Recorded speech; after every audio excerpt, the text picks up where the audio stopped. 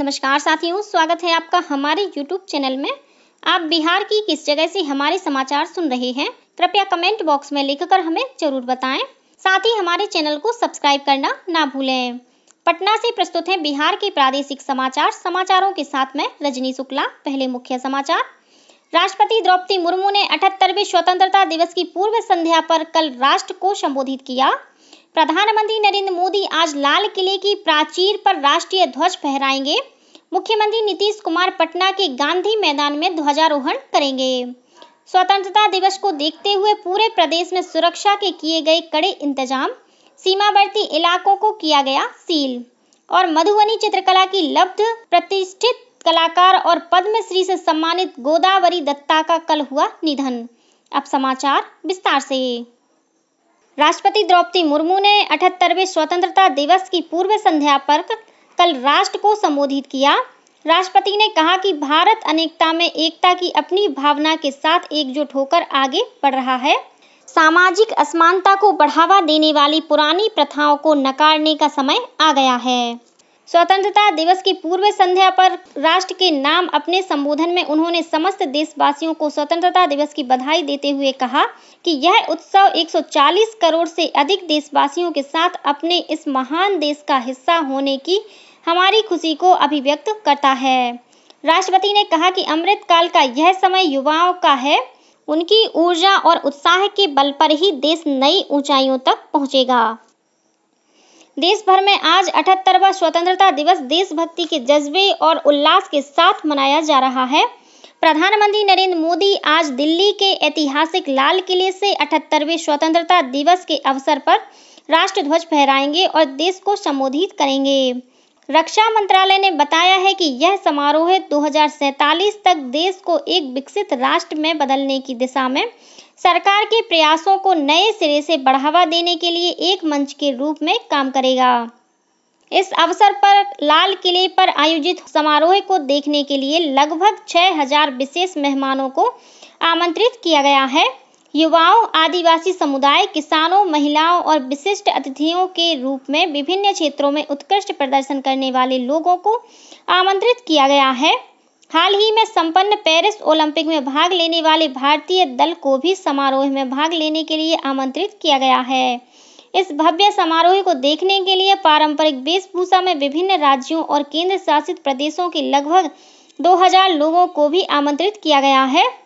माई gov और आकाशवाणी के सहयोग से रक्षा मंत्रालय द्वारा आयोजित विभिन्न ऑनलाइन प्रतियोगिताओं के 3000 विजेता भी समारोह का हिस्सा होंगे। समारोह में देश भर के विभिन्न स्कूलों से कुल 2000 कैडेट भी भाग लेंगे। केंद्र सरकार ने स्वतंत्रता दिवस के अवसर पर दिल्ली के लाल किले पर आयोजित होने वाले समारोह के लिए विशेष अतिथि के रूप में पंचायती राज संस्थाओं के 400 निर्वाचित प्रतिनिधियों और राज्यों तथा केंद्र शासित प्रदेशों के 160 से अधिक क्षेत्रीय पदाधिकारियों को आमंत्रित किया है। विशेष अतिथि के तौर पर आमंत्रित किए गए लोगों में देश भर से पंचायतों की महिला प्रतिनिधि और महिला एवं बाल विकास मंत्रालय के क्षेत्रीय पदाधिकारी शामिल हैं, जो देश में विभिन्न योजनाओं को लागू कर रहे हैं। महिला एवं बाल विकास मंत्रालय के तहत आमंत्रित पदाधिकारी मंत्रालय की कई योजनाओं से संबंधित हैं, जबकि पंचायती राज मंत्रालय के सभी आमंत्रित व्यक्ति राज्यों की पंचायतों से हैं। विशेष अतिथियों को देश को सशक्त बनाने की दिशा में उनके प्रयासों को सराहने के साथ साथ ऐतिहासिक राष्ट्रीय उत्सव का हिस्सा बनने और जीवन भर के लिए एक यादगार अनुभव प्रदान करने के लिए आमंत्रित किया गया है। स्वतंत्रता दिवस पर पटना के ऐतिहासिक गांधी मैदान में आयोजित मुख्य राजकीय समारोह में मुख्यमंत्री नीतीश कुमार ध्वजारोहण करेंगे और परेड की सलामी लेंगे। पटना के गांधी मैदान में आयोजित परेड में Bihar police, CRPF, ITBP, BMP, home guard, NCC और भारत स्काउट एंड गाइड के जवान भाग लेंगे। साथ ही 13 झांकियां भी निकाली जाएंगी। समारोह को देखते हुए पटना में सुरक्षा व्यवस्था कड़ी कर दी गई है। 60 विभिन्न स्थानों पर 98 दंडाधिकारियों के नेतृत्व में सुरक्षा बलों की तैनाती की गई है। सीसीटीवी कैमरे से गांधी मैदान और आसपास के इलाकों की निगरानी की जा रही है। गांधी मैदान में चिकित्सा शिविर के साथ ही एम्बुलेंस की भी व्यवस्था की गई है। स्वतंत्रता दिवस समारोह को लेकर आज पटना की ट्रैफिक व्यवस्था में बदलाव किया गया है। कई मार्गों पर बिना पास के वाहनों के परिचालन पर रोक लगा दी गई है। इधर प्रदेश भर में स्वतंत्रता दिवस को लेकर तैयारियां पूरी कर ली गई हैं।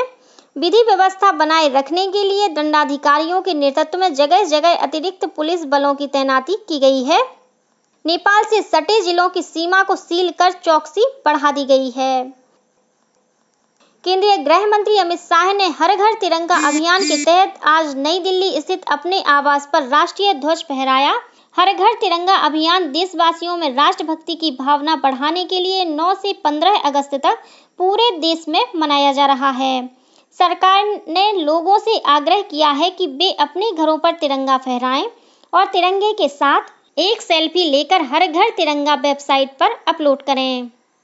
इधर प्रदेश में भी हर घर तिरंगा अभियान को लेकर विशेष उत्साह देखा जा रहा है। स्कूली छात्र भी इसमें बढ़ चढ़कर हिस्सा ले रहे हैं।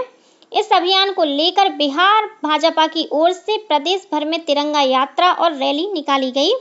सोशल मीडिया प्लेटफॉर्म पर भी लोग तिरंगे के साथ सेल्फी और हर घर तिरंगा अभियान से जुड़ी तस्वीर भी साझा कर रहे हैं। कल विभाजन विभीषका स्मृति दिवस मनाया गया। इसे 1947 के विभाजन के दौरान विस्थापित और पलायन कर चुके लोगों की याद में मनाया जाता है। इस अवसर पर प्रधानमंत्री नरेंद्र मोदी ने एक सोशल मीडिया पोस्ट के माध्यम से उन असंख्य लोगों को याद किया जो विभाजन की त्रासदी से पीड़ित और प्रभावित हुए थे। उन्होंने कहा कि आज उन सभी लोगों के साहस को सम्मानित करने का दिन है। सरकार ने विभाजन के दौरान अपनी जान गंवाने वाले और विस्थापित हुए लोगों के सम्मान में वर्ष 2021 में 14 अगस्त को हर साल विभाजन विभीषका दिवस मनाने का फैसला किया था। प्रदेश के विभिन्न जिलों में भी विभाजन विभीषका स्मृति दिवस मनाया गया। दानापुर रेल मंडल द्वारा कल विभाजन विभीषका स्मृति दिवस मनाया गया। DRM जयंत कुमार चौधरी ने कहा कि दानापुर, पटना जंक्शन, राजेंद्र नगर समेत कई रेलवे स्टेशनों पर एक विशेष फोटो प्रदर्शनी आयोजित की गई, जिसमें विभाजन से संबंधित तस्वीरें और विवरण प्रदर्शित किए गए। इस अवसर पर DRM ने उपस्थित स्वतंत्रता सेनानियों को सम्मानित किया। इधर समस्तीपुर रेलवे स्टेशन पर भी विभाजन विभीषका स्मृति दिवस के अवसर पर एक फोटो प्रदर्शनी लगाई गई है।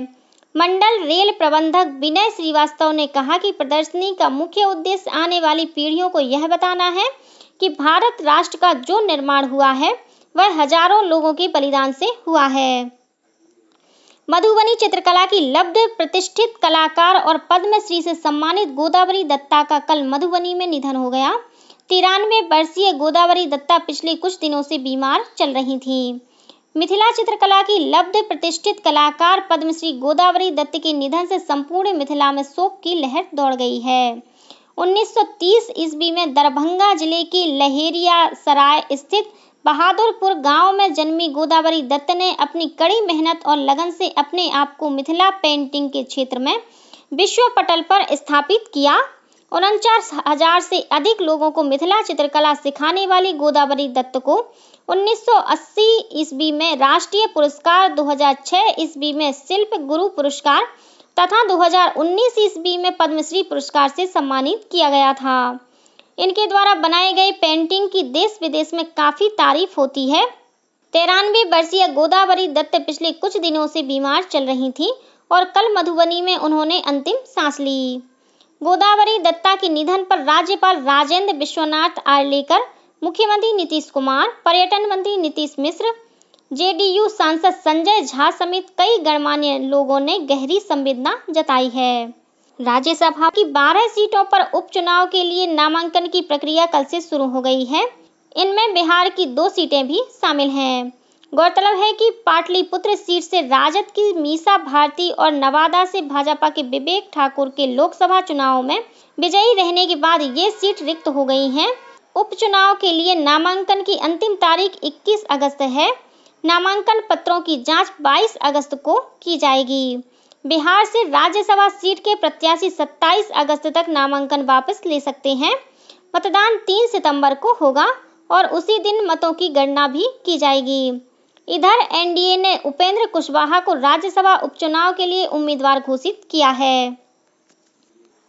केंद्रीय गृह मंत्रालय ने स्वतंत्रता दिवस पर पुलिस पदकों की घोषणा कर दी है।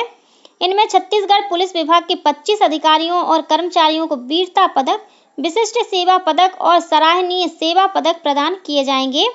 15 अधिकारियों को पुलिस वीरता पदक, 1 अधिकारी को विशिष्ट सेवा पदक और सराहनीय सेवाओं के लिए 9 पुलिस अधिकारियों को पुलिस पदक प्रदान किए जाएंगे।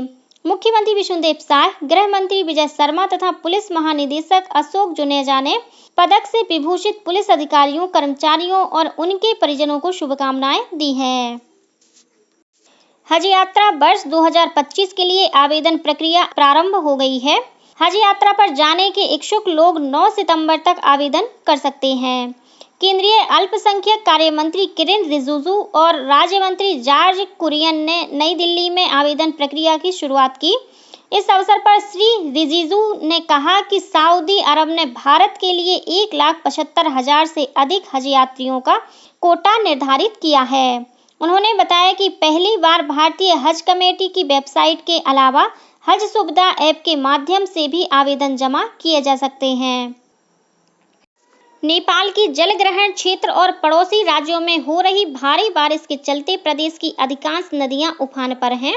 केंद्रीय जल आयोग से प्राप्त जानकारी के अनुसार गंगा नदी का जलस्तर पटना के दीघा घाट, गांधी घाट और हाथीदह में लाल निशान से ऊपर बह रही है। भागलपुर जिले में भी गंगा के जल स्तर में लगातार वृद्धि हो रही है। गंगा में उफान से भागलपुर शहर से सटे इलाकों में रहने वाले लोगों की परेशानी बढ़ गई है। बाढ़ का पानी नाथनगर प्रखंड अंतर्गत श्री रामपुर गोसाईदासपुर मुख्य सड़क पर चढ़ गया है। नाथनगर प्रखंड के रत्तीपुर, बैरिया, अजमेरीपुर, बिंदटोली, श्री रामपुर समेत आसपास के कई गांव में बाढ़ का पानी प्रवेश कर गया है। NH 80 पर पानी का दबाव बढ़ने से कई जगह दरार पड़ गई है। लोग ऊंचे स्थान की ओर शरण ले रहे हैं। पुनपुन नदी का जलस्तर पटना के श्रीपालपुर में खतरे के निशान के 23 सेंटीमीटर ऊपर बना हुआ है। घाघरा नदी का जलस्तर सीवान के दरौली और गंगपुर सिसवन में लाल निशान से ऊपर बनी हुई है। उधर गंडक नदी गोपालगंज के डुमरिया घाट में 20 सेंटीमीटर, बूढ़ी गंडक नदी का जलस्तर खगड़िया में खतरे के निशान से 98 सेंटीमीटर ऊपर, जबकि बागमती नदी का जलस्तर मुजफ्फरपुर के बेनीबाद में खतरे के निशान से 94 सेंटीमीटर ऊपर है। कोसी नदी कटिहार के कुर्सेला में खतरे के निशान से 93 सेंटीमीटर और खगड़िया के बलतारा में 127 सेंटीमीटर ऊपर बह रही है। मानसून की सक्रियता से प्रदेश के अधिकतर हिस्सों में रुक रुक कर बारिश का सिलसिला जारी है। मौसम विज्ञान केंद्र पटना के वैज्ञानिक ने बताया कि अगले 5 दिनों तक राज्य के अधिकांश भागों में हल्की से मध्यम बारिश का पूर्वानुमान व्यक्त किया है। वहीं राज्य के दक्षिण पश्चिम भाग के 1 या 2 स्थानों पर भारी बारिश की संभावना जताई है। इधर पिछले 24 घंटों के दौरान पश्चिम चंपारण के पीपराकोठी में सबसे अधिक 91.4 मिलीमीटर बारिश दर्ज की गई है। वहीं शिवहर के डुमरी में 90.8, सीतामढ़ी के बोखरा में 86.6, शिवहर में 85.8 और दरभंगा के बेनीबाद में 85 मिलीमीटर वर्षा रिकॉर्ड की गई। इसी के साथ पटना से प्रसारित बिहार के प्रादेशिक समाचारों का ये बुलेटिन समाप्त हुआ। नमस्कार।